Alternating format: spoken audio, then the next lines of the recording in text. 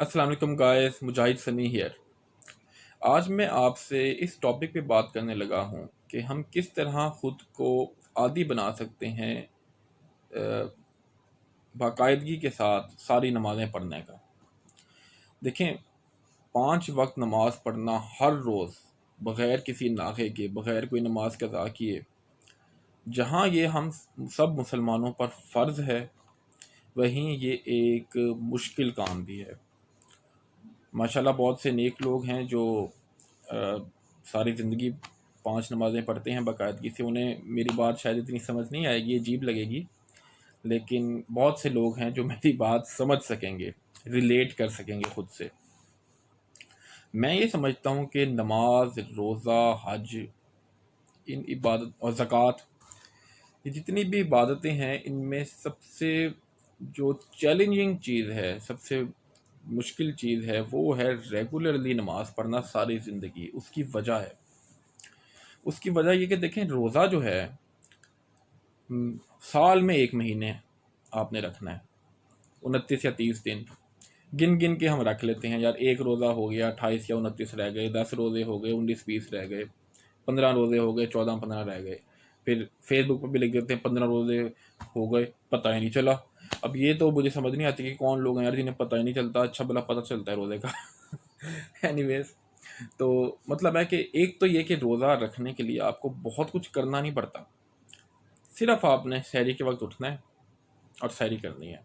बहुत से लोग पहले से जाग रहे होते हैं, 3 नहीं जाग रहे तो 3 बजे आप जागे, खाना खाएं, 4 बजे आप नियत कर लें रोज़े की, और फिर आपने सिर्फ बर्दाश्त करना है, आपने सिर्फ सब्र करना है, और कुछ करना नहीं है आपने। तो 15-16 घंटे आप सब्र करें, और उसके बाद अफ्तारी करना तो वैसे ही एक बशरी तकाजा होता है, तो उसमें तो कोई कमाल नहीं है। तो रोज़ा आपका हो जाता है, और फिर ये कि गिन गिन के हम सब रोज़े रखते हैं, पूरा कर लेते हैं रमज़ान। उसके बाद बड़ी तसल्ली होती है यार, सुकून होता है, मुतमईन होते हैं, पूरे 11 महीने की छुट्टी। हज है, ठीक है, 4-5 दिन तक आपको बड़ी मेहनत करनी पड़ती है, जिस्मानी मुशक्क़त उठानी पड़ती है हज में, लेकिन वो ज़िंदगी में एक दफ़ा यार, एक दफ़ा कर लिया बस, दोबारा करें तो 100 बिस्मिल्लाह, लेकिन एक दफ़ा कर लिया, आपका फ़र्ज़ पूरा हो गया, अब आपको टेंशन नहीं कोई। इसी तरह ज़कात तो वैसे ही माली इबादत है, उसमें आपको जिस्मानी मुशक्क़त तो कोई ख़ास उठानी नहीं पड़ती। और जो मालदार आदमी हो, जिसमें थोड़ा सा भी खुदा का खौफ हो, आखिरत की उसे थोड़ी सी भी फ़िक्र हो, तो मेरा ख़्याल है मालदार आदमी बड़ी आसानी से ज़कात दे सकता है, वो कोई मसले वाली बात ही नहीं है। तो जो नमाज है, नमाज का ये है कि यार आपने आज 5 नमाज़ें पढ़ी, उसके बाद आप तसल्ली से नहीं बैठ सकते। ईशा की नमाज़ पढ़ के आप फ़ारिग हुए हैं, अभी कुछ घंटों बाद आपने फिर फ़जर की नमाज़ पढ़नी है, और फिर एक मखसूस टाइम है, 4 बजे से लेकर 5:30 बजे तक ही आपने फ़जर की नमाज़ पढ़नी है, आप उससे पहले या उसके बाद नहीं पढ़ सकते। तो टाइम बाउंड होता है इंसान इसमें, काफ़ी मतलब एक तो अपने आप को वक्त का बहुत पाबंद बनाना पड़ता है। जिस इंसान की ज़िंदगी में डिसिप्लिन ना हो, जो आम रूटीन में भी वक्त की पाबंदी ना करता हो, मेरी तरह का हो, तो टाइम पर अपनी सारी मसरूफियात छोड़कर, कभी इंसान सुस्त होता है, कभी उसकी सर में दर्द होती है, कभी वो सोया होता है, नींद आ रही होती है, कभी मसरूफ़ होता है, कभी परेशान होता है। सारे काम काज, सारी मसरूफियात, सारे प्रॉब्लम्स को छोड़कर आप पे फ़र्ज़ है कि मखसूस टाइम के अंदर अंदर आप नमाज़ पढ़ें। सो ये एक अप हिल टास्क है हमेशा सारी नमाज़ें पढ़ना, लेकिन ज़रूरी भी है, लाज़मी भी है, फ़र्ज़ भी है, इसके बगैर कोई चारा भी नहीं है। अब इस बारे में बात करते हैं कि फिर कैसे अपने आप को इस काबिल बनाया जाए कि हम कोई नमाज ना छोड़ें, किस तरह हम आदत बनाएं नमाज की। सबसे पहले मैं उन लोगों से बात करना चाहता हूँ जो या तो बिल्कुल नमाज नहीं पढ़ते या बहुत कम पढ़ते हैं, कई कई महीने तक नमाज नहीं पढ़ते, या सिर्फ जुमे की नमाज़ पढ़ते हैं, या अल्लाह माफ़ करे सिर्फ ईद की नमाज़ पढ़ते हैं। अब एंगल चेंज करके बात करते हैं, क्योंकि एक हाथ में मोबाइल पकड़े पकड़े मैं थक गया था, दूसरा हाथ में पेन पकड़ लिया।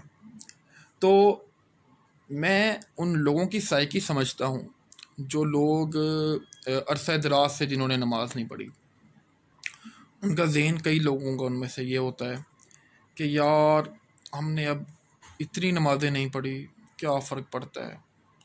एक वक्त आएगा मैं ना तौबा ताइब होके ना मैं फिर सारी नमाज़ें पढ़नी शुरू करूँगा। मैं जनाब जुनैद जमशेद बन जाऊँगा। मैं अपनी पिछली ज़िंदगी से तौबा कर लूँगा और फिर मैं नमाज़ें शुरू करूँगा, फिर मैं सारी नमाज़ें पढ़ूँगा। याद रखें, ये बहुत मुश्किल काम है कि आपको एक नमाज़ पढ़ने की आदत ना हो, फिर आपको लगता है आपका कोई बटन दब जाएगा, आपकी ज़िंदगी पूरी बदल जाएगी, आपके जज्बात बदल जाएंगे, आपके हालात बदल जाएंगे, आपकी ज़िंदगी बदल जाएगी और आप सारी नमाज़ें पढ़नी शुरू कर देंगे। ये इतना बड़ा इनकलाब आना ये हर किसी के नसीब में नहीं होता, ये बड़ा मुश्किल काम होता है। तो क्या करना चाहिए यार? नमाज़ें 5 पढ़नी आपको बहुत मुश्किल लग रही हैं, कम से कम आप 2 बातें सोच लें, 2 असूल बनाएं आप इस मामले में। पहली बात ये कि something is better than nothing. एक नमाज़ पढ़ना भी 0 नमाज़ पढ़ने से बेहतर है, 2 नमाज़ें पढ़ना भी 1 नमाज़ पढ़ने से बेहतर है। दूसरी बात कि जब तक आप सारी नमाज़ें पढ़ नहीं लेते, आपने मुतमईन नहीं होना। यानी इन दोनों बातों को आपने बेक वक्त ज़हन में रखना है। एक बात ये कि अगर आपकी 4 नमाज़ें कज़ा हो गई हैं दिन की, आपने फ़जर, ज़ुहर, असर, मगरिब चारों ही नहीं पढ़ी, अब इशा का वक्त आ गया है, आपके ज़हन में अगर आया है ना, अगर आपका ज़मीर जाग गया, आपके ज़हन में खुदा खौफी आ गया कि यार नमाज़ पढ़नी चाहिए, अब ये ना सोचना कि यार कोई नहीं, 4 नमाज़ें नहीं पढ़ी, मैंने कौन सा इसी नमाज पे जन्नत में चले जाना है, बस ठीक है अब नींद आ रही है सो जाओ। नहीं, ऐसे नहीं। जब जैसे ही आपको ख्याल आए ना कि यार नमाज़ें नहीं पढ़ रहा, मैं पढ़नी है, फ़ौरन ये वाली जो नमाज है ना जिसका इस वक्त टाइम हुआ है, या जो अगर टाइम नहीं है तो अगले आधे पौने 1 घंटे में जिस नमाज का टाइम होगा उसके लिए कम से कम आप तैयार हो जाएं। ये चीज़ आपने उस वक्त आपने सोचना कि नहीं यार मुझे नहीं पता बाकी नमाज़ें पढ़ी हैं नहीं पढ़ी, ये नमाज तो मैं पढ़ लूँ ना, अब तो मैंने सोच लिया, अब तो मेरे जहन में आ गया, अब मैं ये नमाज ज़रूर पढ़ूँ। ये विल पावर आपने अपने अंदर पैदा करनी है। ये अगर सोचते रहेंगे ना कि यार इतनी नमाज़ें नहीं पढ़ी तो ये भी नहीं पढ़ा, तो फिर तो आप समझे गए, बस फिर तो आपसे पढ़ी नहीं जाएंगी कभी।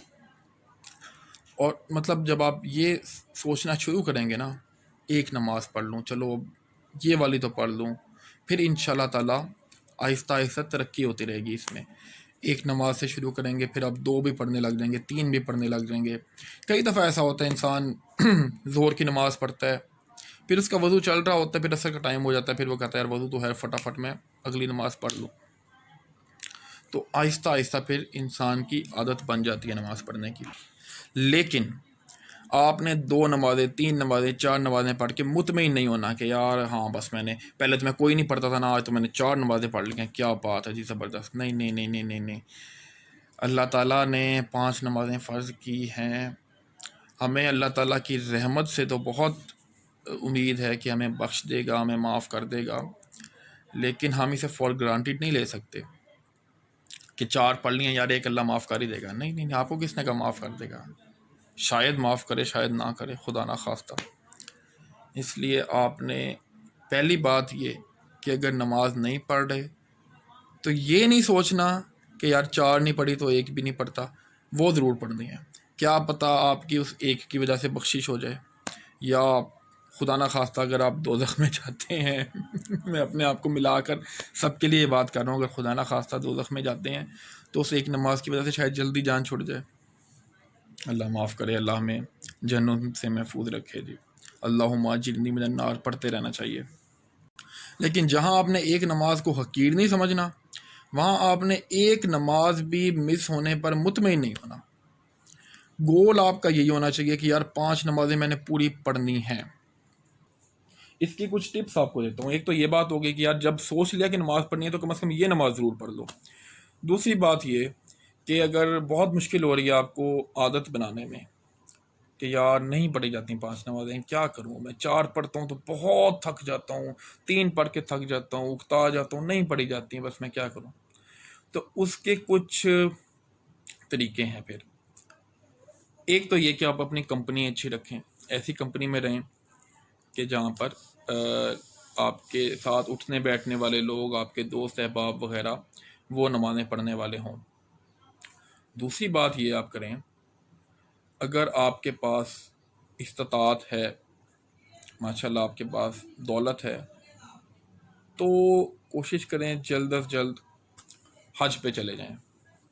इस साल तो पता नहीं हज होता भी है या नहीं कोरोना की वजह से। बहरहाल एक मैं जनरल बात कर रहा हूँ, कोशिश करें हज पे चले जाएं। इससे ये होगा कि एक तो आपका फ़र्ज़ पूरा हो जाएगा हज का, दूसरा वहाँ जब आप इंशाल्लाह 40 दिन तक हर रोज़ सारी नमाज़ें पढ़ेंगे तो उम्मीद है कि आपकी आदत बन जाएगी।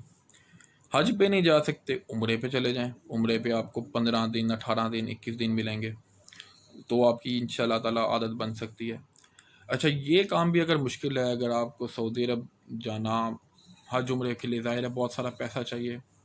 अगर आपके पास कम पैसा है तो फिर एक तरीका पाकिस्तान में ये है कि तबलीगी जमात के साथ चले जाएं। हालांकि तबलीगी जमात का मैं कोई बहुत ज़्यादा कायल नहीं हूँ, उनके सारे फ़लसफ़े का मैं थोड़ा डिसएग्री करता हूँ उनसे, लेकिन कम अज़ कम नमाज़ों की आदत बनाने के लिए ये एक अच्छी प्रैक्टिस है।